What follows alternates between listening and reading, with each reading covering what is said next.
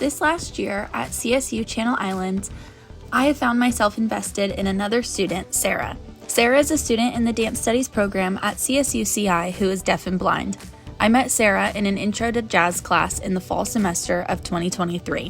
When I first heard about Sarah, my professor asked me if I wouldn't mind being an extra body for her during class time to help Sarah feel and sense what we were doing in our practice. I had very minimal ASL knowledge before this since my mom taught sign language at school and I had taken a course on ASL prior. Outside of my schooling in dance, I was new to teaching adult dance in a studio space. Because of this experience in teaching already, I was eager to learn how to assist somebody with a disability like this. I took this new position head on and I dove right in with creating a bond with Sarah. I was determined to make her feel included in our dance program and this specific class. My name is Sarah, and I am deafblind with a cochlear implant on my left. And I'm here to share my story. I have Usher syndrome, and I was diagnosed at 7 years old. And what it is that it causes to lose your hearing and vision as a slow pace, and over time you become deaf and blind. While going through the process of getting to know Sarah and her getting to know me, we formed a really great bond with each other. This was all so new to me, but my curiosity kept me so motivated to continue to be Sarah's student assistant in the classes I shared with her. In the experience I had assisting her, I learned how the physicality of Sarah's abilities are fully accessible, and that there was a huge difference in labeling disabilities in dance and then having a dancer who has dual sensory loss.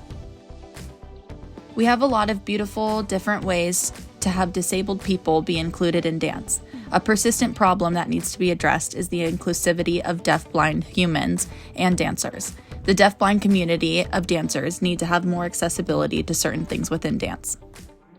I was even scared to even ask Alexa for help too, but I'm so glad that she took in with me, and we have on a one-on-one outside of class so I can actually learn the sequence very slowly, so I can be in the class. And then she told me about Sarah, and I was more than happy to help. It wasn't even a thought in my head to be like, oh, that's gonna be hard, I don't wanna do that. There's someone who needed a little extra help, and I couldn't imagine being like, no. So I was excited, I was really excited, and it's also really showed me a whole different light of dance too, that really anybody can dance, and it doesn't matter, and as long as you just take a few extra steps to get them to where they need to be, it's all fine, and I just love it so much, and she's really, really inspired me. So when I first came to Channel Island, I wanted to join the cheerleading squad, and I got turned down, probably because of my disabilities. But whatever it was, I still found another place to go, and it was dance club and dance department. And I asked if I could be part of that, and they said, oh, yes. And they came a lot of great accommodation, having tactile interpreters, having tactile assistant dancer, which is Alexa. And that made the whole world change as I started coming into the dance department. What really inspired me to dance was, I remember when I was 3 years old, and when I first saw Janet Jackson or Paula Abdul, when I saw both of those dancers, I wanted to be like them.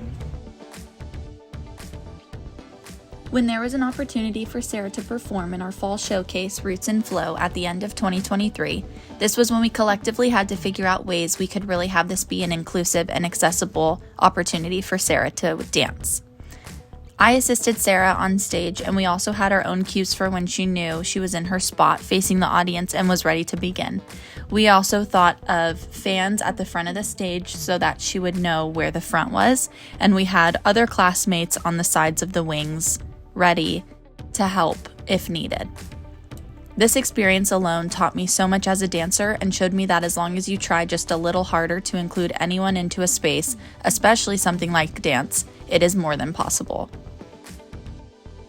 Experience that I had being in the dance department was the students, and all of them made me feel inclusive, no matter whether if it was me being blind or deaf. And we all worked together, figuring things out, how we can work together. Not even one person made me feel like I was not included or be part of it. I had so much fun. I even have so much fun with all of them by learning with each other. I picked the song because it expressed the feeling and the rhythm of the beat. And overall, just imagine just closing your eyes and just exploring your body and your hands, your feet, everywhere you go, and just passion with your desire, with your moves. So that's, I choose that song. That's the reason why. And the 80s. I will never be able to fully express the way in which Sarah has changed my entire outlook on life, but she is one of the most inspiring people I have ever met. She takes my love and passion for dance to a whole new level I didn't even know I was capable of having. As an able-bodied person, we take so much for granted, like the ability to see and hear. These adjustments Sarah has to make every day seem unimaginable, and then to be so determined to dance is the most magical thing that I am lucky enough to witness. Hearing her speak on her experiences and passion for dance lights a fire in me. Anybody can dance, and I will never stop advocating for that.